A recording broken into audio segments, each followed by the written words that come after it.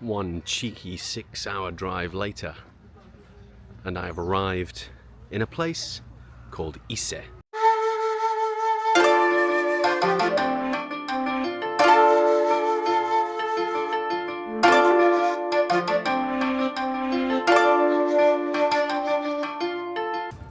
Ise Shrine is said to be the place where Amaterasu, the god of the sun, came to Japan and now resides. And so it's quite an important shrine in terms of Japanese Shinto and Shintoist beliefs.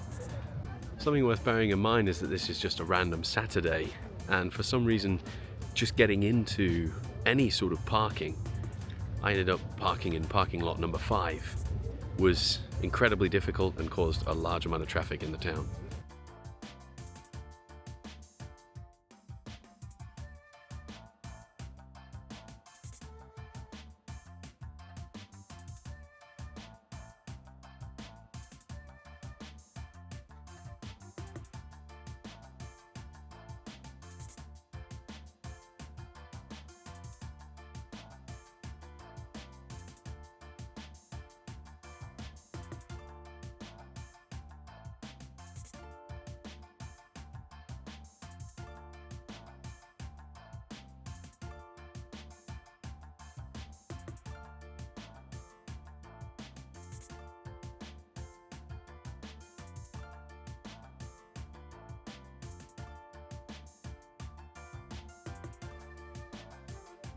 This might be one of the busiest places I've ever been, and I do not like busy places, so we're in for a ride.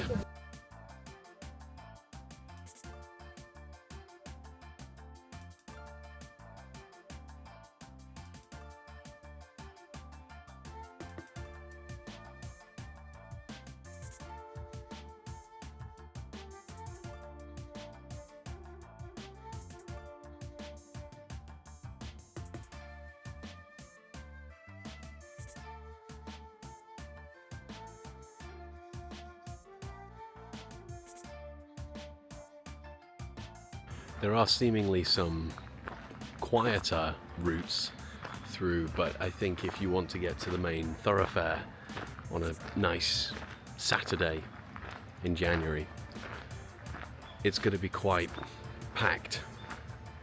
There's a lot of different smaller shrines around here as well, where people are paying their respects to different gods or praying to different gods. I think so far what I've been really impressed with the shrine is just the nature of it, and that's something I found with the shrines in Tokyo as well. But there is just trees everywhere. The air is fresh, there's running water. It's genuinely such a beautifully kind of natural place. And the weather today is so nice. In fact, it's a little too sunny for my recordings. The light keeps glinting into the camera, but it's cold-ish, so I'm wearing just enough layers, but I'm not getting too hot, which is quite nice actually.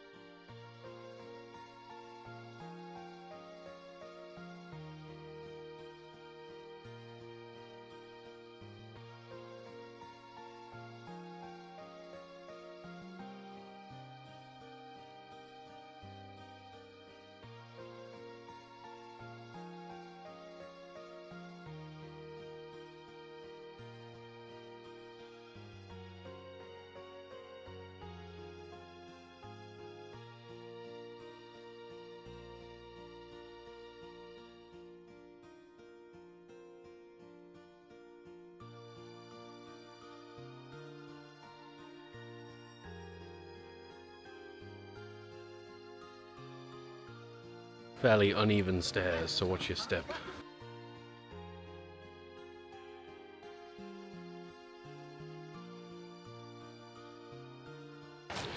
I've seen some very important looking people wearing some very fancy suits doing activities that I couldn't even begin to understand. So I'm not sure if today is a special day or if they're just here for the banter. I'm not entirely certain.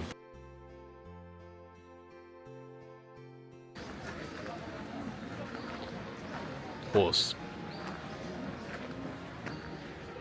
I'm not sure how I feel about that. I'm not entirely certain why there's just a horse in a barn being looked at all day. Maybe there's some cultural significance there, but I feel bad about the horse.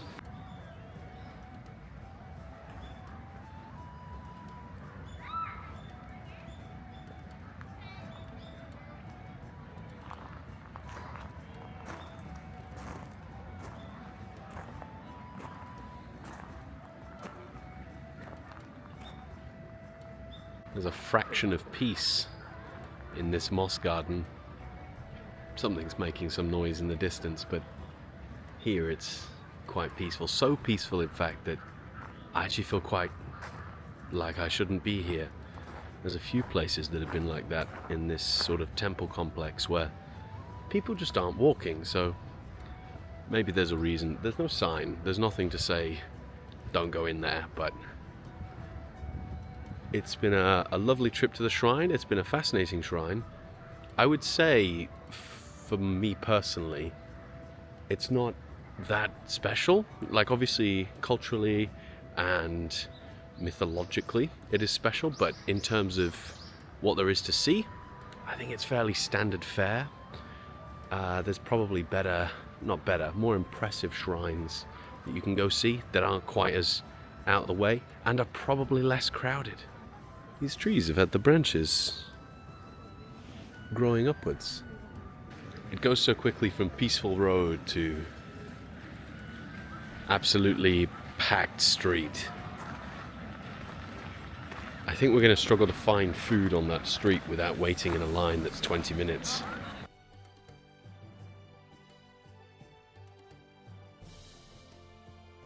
I had a beef bun and a croquette, and I actually just wish I had the pure beef on its own. My head is so shiny in this sun. I found some sticks of meat. It smells great. Very beefy. Pretty good. Worth 900 yen? No. I'll say this, the second thing of meat that I had 2 skewers because I'm fat. The second one I had was a bit fattier and so tasted a lot better than the first one. I think the first one was just a bit, I don't know, disappointing. It was 1 skewer of meat for 900 yen, which is like £4.50. That feels like a lot for a single skewer of meat in Japan. That place might have been chock-a-block full of tourists, but it was chock-a-block full of Japanese tourists, which I think to some extent says something about the type of place that it is. This isn't somewhere that foreign people are visiting in large numbers. I think I saw about 4, or noticed 4 anyway. So this is a place that has a lot more meaning, I think, to Japanese people to say that they've been to Ise-Jingu. There is actually a second part of Ise-Jingu. I only went to one part, the main part, Naiku, but I don't really fancy going to another shrine to see more or less the same thing, I guess. So where we're going now is we're going to go to Pearl Island.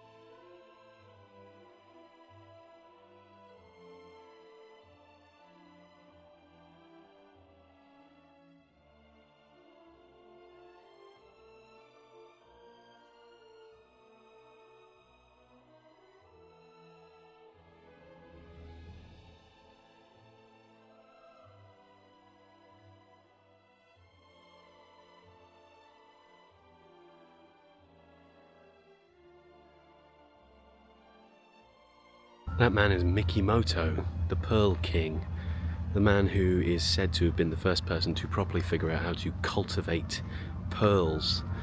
Before that, they were actually just getting pearls kind of naturally, hoping that the oysters were going to, well, take some grit and make a pearl, but he was the first person to figure out how to make spherical pearls, certainly.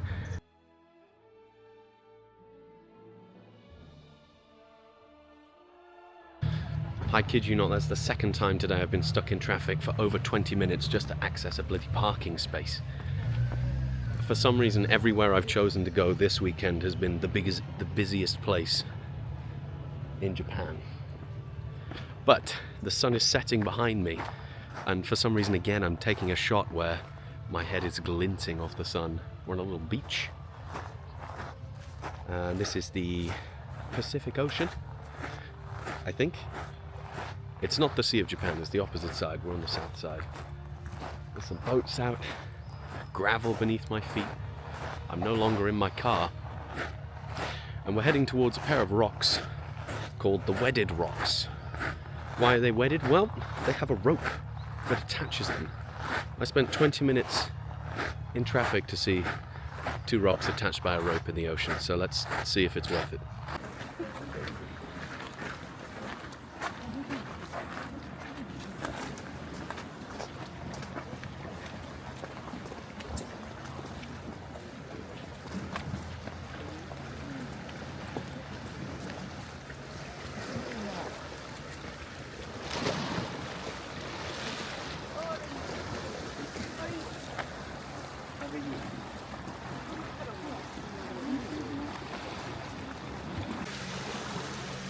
I drove 6 hours. Maybe there's something to that. Maybe I need to start thinking about Buddhist philosophies and find the meaning in looking at the rock with the string on it, which isn't Buddhist at all, it's Shinto, but still.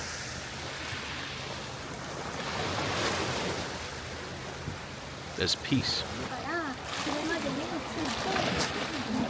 There's a weird hole down there. You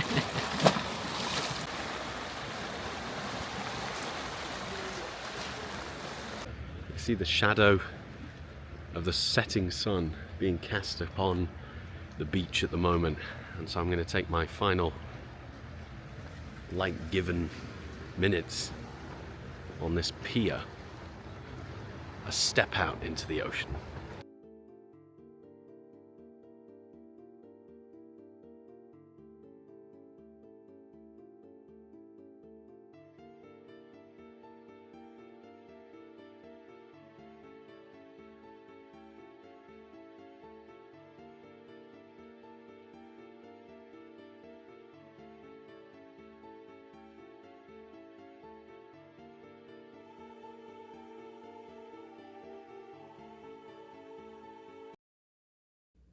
So I realized yesterday that I didn't actually speak about the food that I ate for my tea, and I wanted to just speak about that this morning while it's still kind of fresh in my head. I went to this place here and I ordered a you know what? I actually can't remember what I ordered. I ordered some kind of kaisen don. Kaisen don is like raw fish on top of rice. And mine had soy sauce in the bottom as well, some wasabi, like a small pile of wasabi there. It had the eggs, those kind of egg pearl things. To be quite frank, I've realized now that I don't know the words for most foods in Japan, actually. They give you a little note, and it was actually quite easy to order. Sometimes it can be quite nerve-wracking to order because you've got to call someone over, try and say something in Japanese. But at this restaurant, they had a little piece of paper, you write down your order, and then you hand it over. And actually writing down the order was the same for both Japanese customers and foreign customers like myself. I ended up spending about 4,400 yen, which is about £22. It seems like I've finally chosen a spot that's actually not that busy. And what a spot it is. I am at Yokoyama Observatory, and I am overlooking Iseshima, the national park.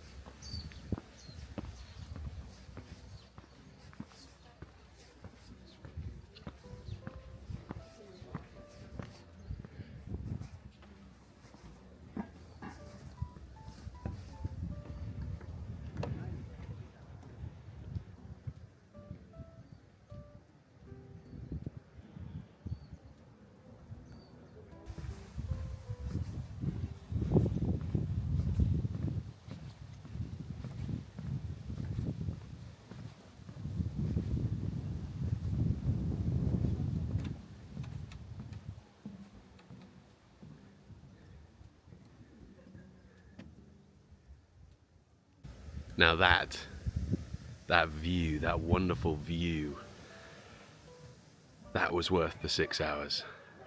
Absolutely. What an incredible sight. I've never seen anything like this in Japan. The way that the rivers flow into the ocean. There's just so much water here. In the beautiful sunlight as well. You know, it's quite a clear day, a little misty in the distance, but it is the ocean, I suppose. Incredible. Oh, and that wasn't even my bald head that time, that was just the sun. So this sign is talking about how Ago Bay, which is what we're looking out over, is used for pearl and seaweed farming. And it's where scenery and human activity come together. And they call it Satomi. I'm currently stood on the Miharashi viewpoint, which I would say has a good, maybe 200-degree view. There or thereabouts. And apparently, on a good day, if you look out, you can see Mount Fuji. But there is too much of a mist off in the distance, something of a haze that's covering it today. And apparently the best chance to see it is in the morning, on a clear day in winter. I mean, the chance of you actually successfully getting that are probably pretty slim. But yesterday I felt the need to sort of meditate, to reflect on how experiences can go awry. But today, this feels good, this feels right. I mean, looking at it, what a beautiful environment that's out there. This is the world at its peak. And I can't get enough.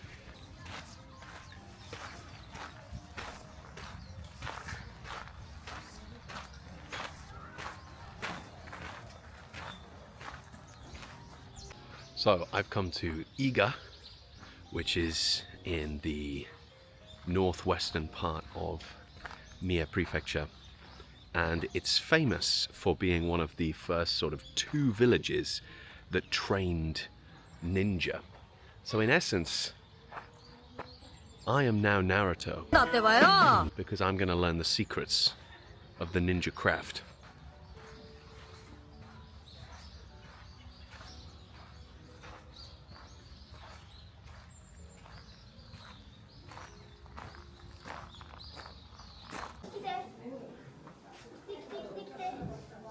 This is an emergency exit. これはですね、レイです。これで今で上と下を一緒にこれで Wow. ですけど。Okay. この床下の際を斜めに切ってやることによって板が仕上がります。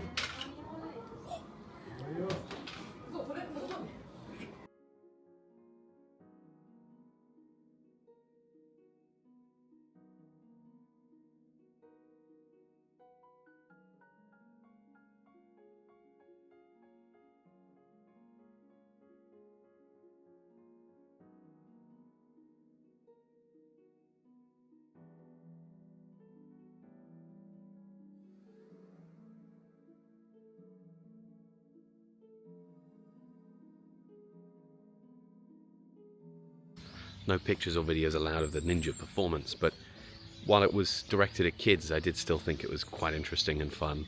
I mean, it was 600 yen, it was £3. I don't think you're going to have a bad time for £3. And there's even a section where they actually want to get foreigners to throw the shuriken, so if you're interested in doing that, go for it. And then they have a section up there where you can throw them for 500 yen. And if you hit the target, you win a prize. But they offered to have me get involved, but I didn't really want to participate. That sort of thing actually makes me quite nervous. I don't... getting up in front of people with a skill-based task, especially a skill that I don't know how to do, no thanks. But very cool. I think my favorite part was they have this rope, and the rope was... they used it to wrap it around a katana and then like slice the guy's throat with his own sword. And, you know, I mean, how much of that can actually be done in real life, I'm not sure, but it looked really cool.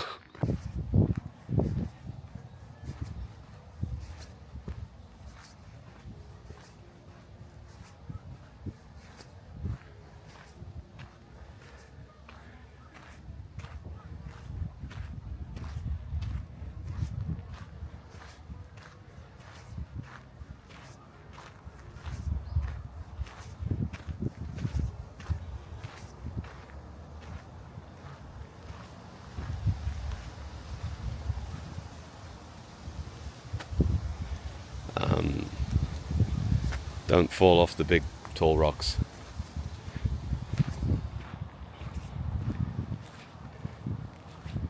Basically, we're at the top of a wall. Oh my goodness. So down there's a moat, I guess. Wow. This is called Ueno Castle, which is unhelpful unless you know it's in Iga, because seemingly half of Japan is called Ueno. I think I'm more or less done. There's a haiku poet museum here as well, but to be quite frank, I don't know enough about haiku or that poet specifically to want to go. And it is however many hours to get back, so I think I'm about ready to go.